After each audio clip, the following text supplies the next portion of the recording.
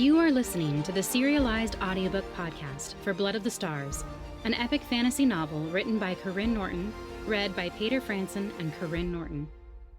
If you can't wait to listen to the whole audiobook, or if you want a signed physical copy, go to karynnorton.com/shop to get the lowest cost by buying direct. You can also find the audiobook on Audible, Barnes & Noble, and other standard retailers. Please enjoy the next installment of Blood of the Stars by Karyne Norton.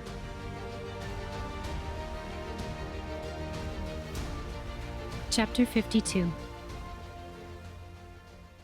By the time the sun was high in the sky, Eliana was forced to ride nearly a half-mile behind the others. Instead of heading northeast, beyond Mount Viscano and toward the pass, Karyne led the group northwest, angling toward the main roads that would give them the quickest path to the wetlands he called home. Lukai and Cyrus took turns keeping her company, but even they grew weary of the screeches coming from Felk's mouth. Eliana jostled the quickly growing Winix in her arms, trying to hush him as she offered water and bits of food. "Come on, Felky, you need to eat." "Felky?" Lukai asked with a grimace. "Would you like to be the one to hold him?" Eliana snapped. Lack of sleep hadn't improved her mood.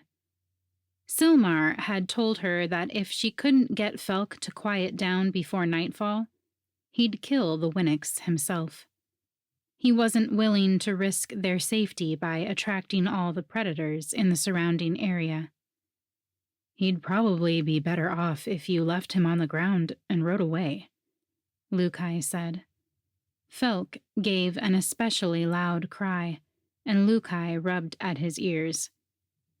"It's like calves," he added. "If you carry them around, they don't learn how to walk and get their own milk. You're weakening him by making him dependent on you. Maybe you should swap with Cyrus." Felk seemed to enjoy him singing. It wasn't true, but she'd rather listen to off-key lullabies than Lukai's opinion on raising Winix. Her bondmate didn't waste any time riding ahead, and when Cyrus returned, Riverin came with him.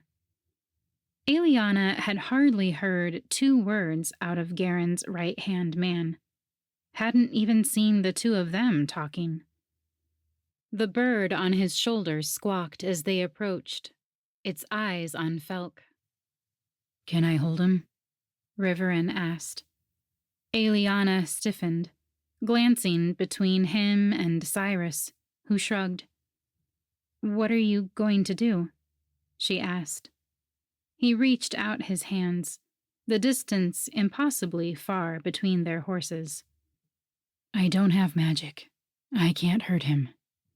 "There are plenty of ways to hurt him without a starlock." "Please?" The calm patience in his tone and eyes won her over. That and the fact that she'd reached her limit. As she passed Felk over, he squirmed, looking around for her in a panicked frenzy, but Riverin wrapped him tighter, pulling the Winix in against his chest. Then, to Eliana's shock, he stuck his finger in Felk's mouth. The Winix immediately started gnawing, his cries replaced by strange gummy noises and something reminiscent of a purr. What did you do?" Eliana leaned over, watching as Felk's eyes drifted shut. "Back home, my son would cry when he was teething. I spent dozens of hours walking him back and forth during the night, letting him gnaw on my finger." "He's teething?" Riverin shrugged. "The first day of a Winix's life is the most painful. The amount of growth they have is hard on their bodies. Considering how many teeth they have, I figured it was a safe assumption. He passed Felk back, and the Winnicks whimpered until Eliana got him settled with her own finger between his gums. What about when his teeth come in? Won't it hurt to let him bite? Guess you'll find out. His smile showed through his facial hair. No, don't worry. I'll whittle some wood for him to chew on instead. Thank you, Eliana said. Yes, we all thank you, Cyrus said. Except maybe Silmar. I think he was hoping for an excuse to... Cyrus cut off when he took in Eliana's glare. As the day wore on, Eliana finally found a routine with Felk, and in the evening she requested a night off from training, insisting she'd have time the next night when Felk was older. Kendallin refused to include him in the meal she made, but Riverin and Eliana ate smaller portions, sharing their food with Felk, who toddled around the campfire. When he tripped and fell, tears pooled in his eyes, his wail drawing everyone's attention.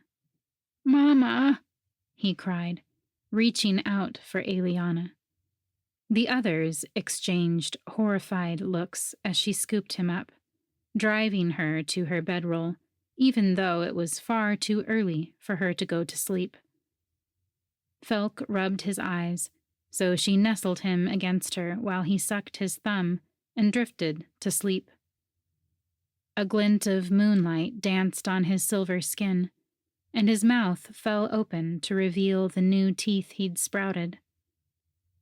A shadow fell over them, and Eliana looked up to find Aura kneeling next to her, smiling.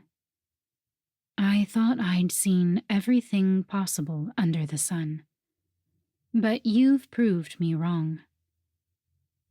The next 3 nights, Riverin offered to play with Felk while Eliana trained. The evening air filled with tinkling chimes of Winnick's laughter as Eliana and Cyrus practiced archery at the edge of camp. With each laugh, they paused, as if the sound were a toxin leaving them stunned. Maybe this is good for us, Cyrus said. Think we'll become immune if we listen to him laugh enough? I still don't think that would convince Silmar to let him stay, Eliana said. During the day, Felk rode with Eliana. She winced as his elbow dug into her stomach, but she refused to complain. Silmar would be sure to offer a solution with his blade, and Kendallin would make some remark about her being more princess than priestess. Mama, Felk hissed, there's not enough room. He elbowed her again as he readjusted on the saddle. He wasn't wrong. 5 days into the moon's cycle, he was almost as tall as Eliana, mostly because he stood straighter than any Winnicks she'd seen, tall, like a man. She glanced at the others, wary that they might have heard. She'd told him to call her Eliana, but he couldn't make it stick. Let me run alongside you. I can keep up. His pleas grew louder, making the others glance back in irritation. She hesitated over Felk's request, then nodded, more for the sake of their poor horse. At first, Felk ran beside them, upright, but as the day wore on, his gait changed to a lope, where he used his hands almost as much as his feet. More than once, Eliana caught her companions brandishing weapons, either because they saw him as a threat or because they wanted him to see them as a threat. He ran on, oblivious, bringing pine cones or rocks he found in the woods to Eliana, eager for her praise. Despite everyone's complaints, no one had a problem with his keen sense of smell which enabled him to gather dozens of strawberries that afternoon. "He looks more like the first Felk we met," Cyrus said as they picked up their bows and arrows to practice once more. Felk danced near the fire, his tinkling laugh making more than one person turn his way, dazed by the sound. Eliana knew what Cyrus meant, but she couldn't agree. She remembered the hatred burning in Felk's eyes, but now they were lit with excitement and hope. He looked nothing like she remembered from the attacks. Karyne sauntered over, leaning against a tree just out of hearing range. He watched long enough that she took aim for a spot over his head, but he didn't even flinch when she let it loose.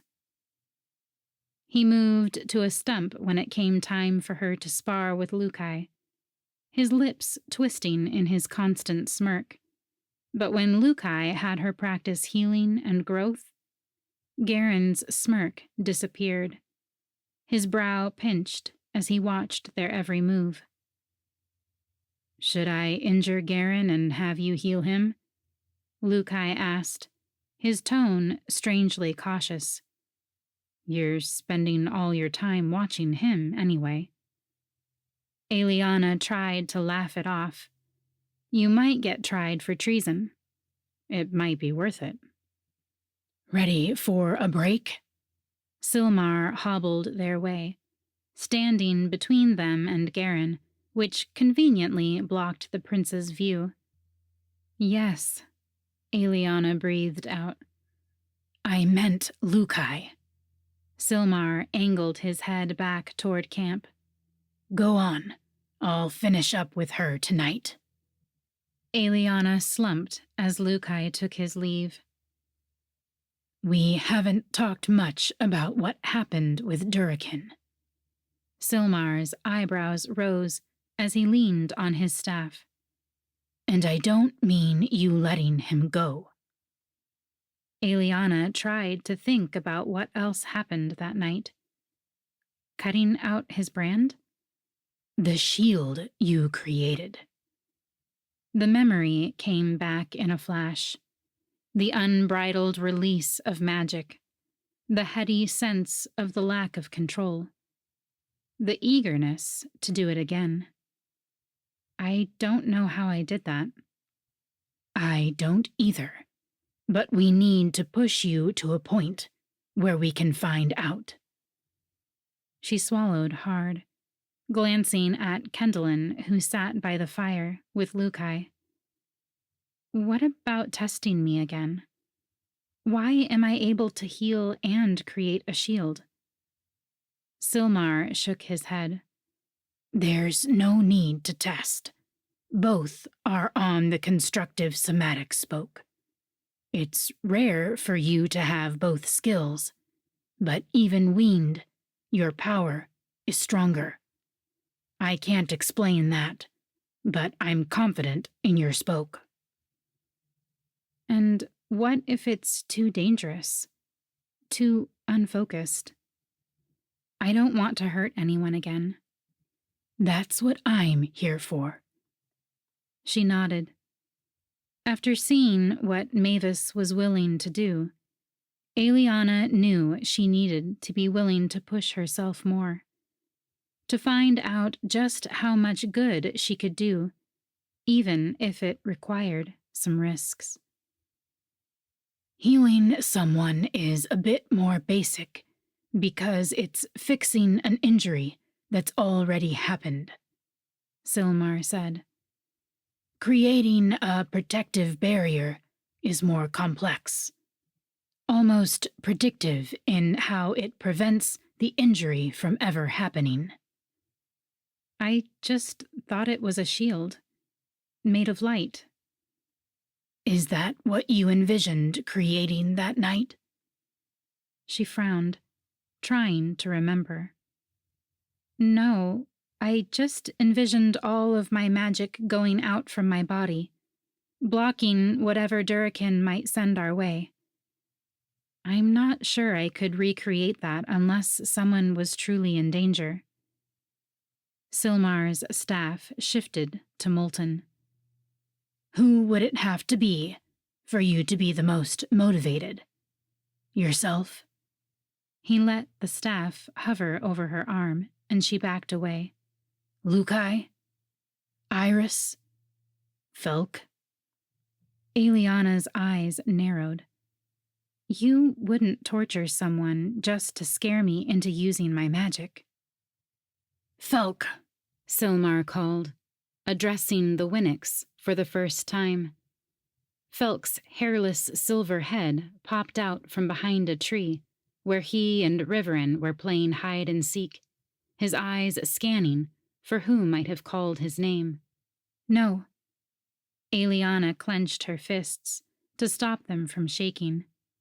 Use it on me. Fine, but you need to set him free, Silmar said. He's old enough now to survive on his own. She watched as Felk darted around camp, accidentally knocking over food supplies and unsettling the horses. Tomorrow. Silmar nodded. Otherwise, he'll take part in our lessons. Now, try to block my staff. That night, Eliana shifted in her bedroll, unable to sleep. Felk squatted on a stump, his long limbs folded up until he looked like a ball in the shadows. Karyne and Velden were on watch, but Felk stayed up most nights, his nocturnal nature overriding the schedule he followed with them. Eliana stood, tugging her cloak around her. She couldn't imagine sending him away, but she wasn't willing to let Silmar use him against her. Hi, Mama, Felk whispered as she approached. Her throat tightened. How was she supposed to tell him to stay behind? She wrapped an arm around him, but still couldn't find the right words. Why did you let Silmar hurt you? He asked. Eliana's arms tingled where she remembered the burn of his staff, but it had been worth it. She'd produced small shields of light, and while they weren't anything like the one she'd created with Durakin, the process became more familiar. The ability to create one faster, like her muscles' memory with aiming an arrow. It's the same as when you and Riverin wrestle, she said. He's teaching you to be able to defend yourself if something attacks you. The silence stretched. She turned to study Felk's profile, his large eyes scanning the skies, darting as he watched the stars in their dance. Why do they hate me? Felk asked. Eliana stilled. What? Who hates you? The others. Riverin and Karyne play with me. Even Cyrus likes me. But the rest don't. They won't eat with me or talk to me. They don't even smile. His lips quivered. Eliana sighed. They don't hate you. They just don't understand you. We've talked about how other Winnicks are different, how they don't like people. It's hard for them to forget that. He nodded, but seemed unconvinced, probably because she wasn't convinced of her own words. All the friendships she'd formed with her companions had halted their growth. If it had just been Durakin's release, they might have moved on. But now Felk was a constant reminder that she might not be trustworthy. The distance was painful after she'd tasted the sweetness of friendship, which made what she needed to do even harder. You know how to fish now, how to find food in the forest. Reverend says I'm a quick learner. He grinned, his dozens of teeth flashing. You are. You're the smartest Winix I know. He rolled his eyes. I'm the only one you know. She hesitated. I think it would be good for you to meet more Winix. We've taught you all we can, and now you need to be with other Winix, to learn from them. Felk's eyes widened, and he stood, shaking his head violently before she even finished speaking. I can't. I won't. If you don't, Silmar will make you go. A tiny growl escaped Felk's lips before he shut them tight. His gaze flicked over Eliana's shoulder, and she turned to find Karyne at her back. Everything good? She shrugged. My mama doesn't want me anymore. Felk's voice grew louder, threatening to wake the rest of the camp. Eliana pressed her lips together. Maybe it was best he believed that lie. I doubt that's what she meant. Karyne approached Felk, hands out cautiously. She's just trying to do what's best for you and us. His hand wrapped around Felk's wrist. At first, Felk tried pulling away, but then he went still, his eyes glazing over. Eliana stepped forward. What are you doing to him? Felk gasped, finally jerking out of Karyne's grip. He landed on all fours, snarling at Karyne. With all his teeth bared, he finally looked the way Eliana remembered seeing him, and she shuddered. That's not real, Felk said, his voice rising in panic. That didn't happen. His eyes volleyed from Eliana to Karyne. What did you show him? She demanded. Did I try to hurt you, Mama? Felk's voice cracked, his eyes filling with tears. Did you shoot me with an arrow? Eliana glared at Karyne. Why would you show him that? He was different then. It's in the past. Felk took a step back, shaking his head. But it's true. Before she could say anything else, he loped off into the night, a mournful howl escaping his lips. Eliana didn't even realize she'd run after him until Karyne's arms and chest blocked her, a solid wall that she beat against. It was for the best. He tried wrapping his arms around her. Whether to comfort or subdue her, she didn't care. Instead of reaching for her heavy dagger at her hip, she pulled his from its sheath directly in front of her. Its familiar light weight from that night in Islara brought back the desperate emotions swirling through those memories. She held the dagger at his throat, the power she felt when he went still, making her sicker. Don't touch me, she hissed. He raised his arms and backed away. I was just trying to help. The remorse in his eyes almost made her believe him. She tossed the dagger at his feet. I don't want your help.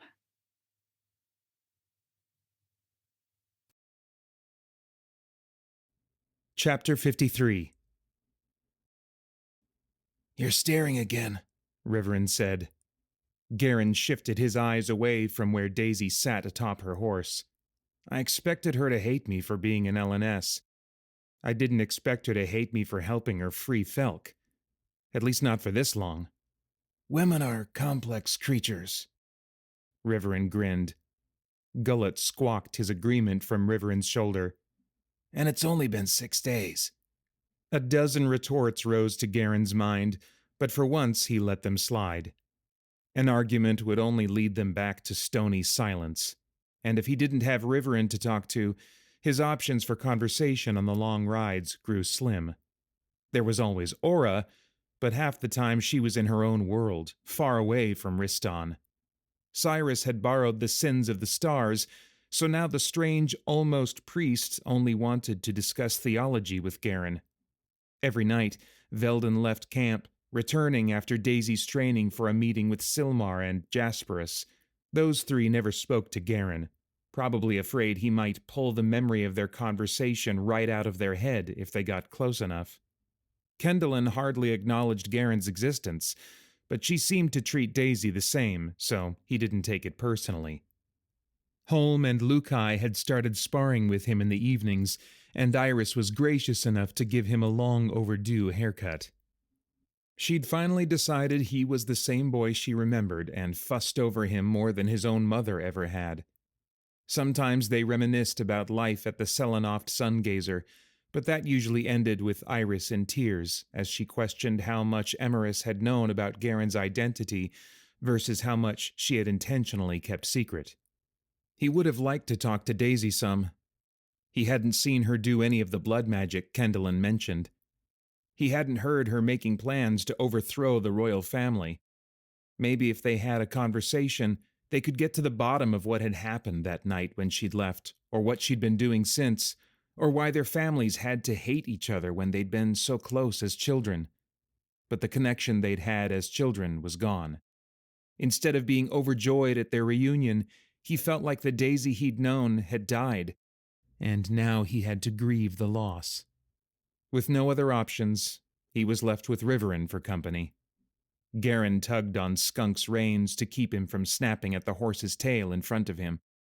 The larger roads allowed for a faster pace, but to Karyne's and Skunk's dismay, the size of their group still slowed them down. "You should try talking to her," Riverin said. "Clear the air a bit. Maybe you two could be friends again." Karyne snorted. "That's easy for you to say." "Seriously, go on. Take Gullet with you. She likes animals." Gullet squawked as Riverin forced the bird off his shoulder. When Gullet landed on Karyne's arm, they both eyed each other with distaste. "Are you going to make this situation better or worse?" Karyne asked.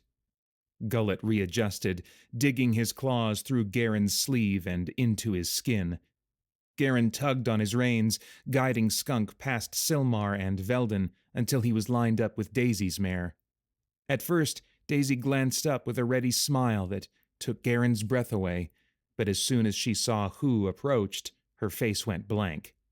She sat straighter, channeling Enla's regal grace even though she wore the same homespun split skirts that Aura insisted on wearing. He held back a frown at the oddity, certain she'd misinterpret it, but even the peasant women in LNS chose practical trousers over skirts. How did these two women expect to defend themselves properly? "Gullet was hoping to cheer you up a bit," Karyne said, holding out the hawk as an offering. "He usually comes with ear-splitting squawks and bird droppings. Otherwise, he makes everyone smile." Daisy stared at the bird, then Karyne. "Did Riverin tell you to bring him?" Karyne glanced over his shoulder, where Riverin leaned across his saddle's horn to get a better view. He grinned at Karyne. "He did, actually." Karyne turned back around. "So maybe you should pet the bird and make everyone happy. Then you can go back to hating me." "I don't hate you," she mumbled, leaning over to line her arm up with his. Their hands brushed for the long moment it took Gullet to make the transfer, making Karyne's bond mark tingle. "Really? Then how do you treat the people you do hate?" She shrugged. "Annoy me a bit more and you can find out." Her gaze softened as she ran her fingers down Gullet's feathers. To Karyne's frustration, Cyrus rode up between Karyne and Daisy, sticking his hand out to pet Gullet. "We should bring him the next time we go hunting. Hawks are supposed to be great hunters." "I didn't realize Eliana went on the hunts," Karyne said. Her eyes narrowed when he stumbled over her name. He couldn't stop thinking of her as Daisy, but he'd at least tried using her given name when he spoke out loud. "I don't anymore. I haven't been able to kill anything." Once a week, they rested the horses while they hunted, and every few days they broke camp early to forage between cities. It took a lot to feed a group this size, which was one of the many reasons they'd continued at a painfully slow pace. But Karyne had watched her train in the evenings, both with her magic and her archery. If she hadn't killed anything, it was because she hadn't tried. "We should go out tomorrow. I'll bring Gullet and give you some tips. It might help you get your mind off Felk." She dragged her gaze away from Gullet's feathers to give Karyne a glare. "Silmar would never let you take me." "But if he did, would you go?" She stared at him, her face unreadable. "Yes." "Silmar!" Karyne called out, still studying Daisy. The old man grunted from behind them. It was as good a reply as Karyne was going to get. "Tomorrow's a rest day," Karyne said. "Eliana and I were hoping to hunt." Even as the words left his lips, Karyne knew the answer would be no.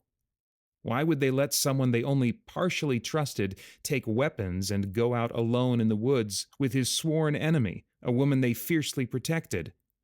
But he watched for Daisy to react, and as the silence wore on, he finally saw her confidence falter. "We're approaching the wetlands," Silmar said. "The closer we get to your territory, the more advantages you'll have in finding prey. The two of you can go north while we have another party backtrack south." Karyne's mouth went slack for a moment. Silmar actually said yes? Then he grinned at Eliana, whose face turned red, her eyes narrowing into slits. His mind tuned in to a memory of Larkos groaning about Karyne's immaturity. Daisy turned away, and Karyne's grin faded. "Well then, tomorrow we hunt." Karyne raised his voice in an attempt at cheer, but the words fell flat. Daisy slouched even deeper in her saddle. "Tomorrow we hunt," she mumbled. As the land sloped down toward a valley, the forest thinned, providing open lands and a sense of safety that night. Sentries would see anything approaching from a long way off, allowing their watch to be a little more lax. For once, everyone gathered around the fire together, even Daisy. Silmar had given her the night off in preparation for their morning hunt. "I hear Jasperus is quite the storyteller," Riverin said. "Velden says the best one involves a giant squid." Jasperus guffawed. "That's because it's his story." "Can you blame me?" Velden said. "It's one of your best." "Let's hear a new one tonight," Daisy said, reaching over to tug on Jasperus's sleeve. "Which one's your favorite?" "Well, I always like the tragedy of Lover's Falls." Half of the group groaned. "We've heard that a dozen times," Holm complained, even as Iris smacked him lightly on the back of the head. "It's a beautiful story," she said. "It's not his fault if you can't appreciate it." But then she wrapped her arm through his, and they exchanged a look that confirmed Karyne's suspicions about them. "How about the story of King Melchinek?" Kendallin suggested, her predatory stare locked on Karyne. Everyone grew quiet, the pop and sizzle of the fire the only thing breaking the silence of the night. "I could probably recite it in my sleep." Karyne grinned at Riverin, attempting to lighten the mood, but Riverin shook his head slightly, and Karyne's smile fell. "I doubt you've heard the whole story," Lukai muttered. "Then tell him," Daisy said, turning to Jasperus. "I haven't heard it either." A slow smile spread across Kendallin's face, and Karyne had the feeling this was what she'd wanted all along. This story held nothing good for Karyne or Daisy. Jasperus shook his head. "I'm not sure it's a good one for mixed company." Karyne snorted. "Shouldn't we at least be able to hear each other's legends without fighting?" "I'll tell it." Everyone turned as Aura stood, the fire casting a strange glow on her dark skin. "My version might be different from all of yours, but like Captain Moss and Lady Redwood," Aura gave a regal nod in Karyne and Riverin's direction, "I guarantee it's the most accurate." No one dared argue. "Everyone can agree that at the time of the Great Divide, Queen Self-Eleness ruled the Vendarans. During that time, the Vendarans banded together to overcome all they'd lost. But with her husband's death in the Great War, Queen Self lost much of her motivation to live, to serve, to lead. It wasn't until her son, Melchinek, succeeded the throne with his young wife and bondmate, Amaya, that Vendarans began to thrive. Aura scanned the group as if daring someone to argue, but so far both recreants and loyalists seemed to find her story accurate. For 10 years they ruled together, Aura continued. Amaya bore him 2 children, a daughter named Valen and a son named Brek. What? Karyne sat up straighter. They only had 1 child. Told you he hadn't heard it, Lukai said. Karyne turned to Riverin. Have you heard this? I admit it's hard to swallow the first time you hear it. Riverin refused to hold his gaze. I'm not sure any of us could verify the truth of either side, but it's worth hearing. It's worth trying to understand. For a moment, Karyne wondered if his old friend was still talking about Aura's story. May I continue? Aura asked. Karyne nodded, glancing at Daisy. Her eyes held sadness, but as soon as they met his, she steeled her features and turned back to Aura. Over time, King Melchinek gave in to blood magic, using the dark spirits to grow his army. Karyne clenched his jaw. He wanted to call her out on her lies, but everyone else continued listening with rapt attention, undisturbed over the horror she spewed. Eventually, he became so obsessed with his desire for power that he made plans to kill a star and take its power for himself. This time, it was the recreants who balked. That doesn't make any sense, Jasperus said. The stars weren't even communing after the Great Divide. They still communed with Queen Amaya, Aura said. Why would they do that? Iris asked. Why wouldn't we all know that? Holm added.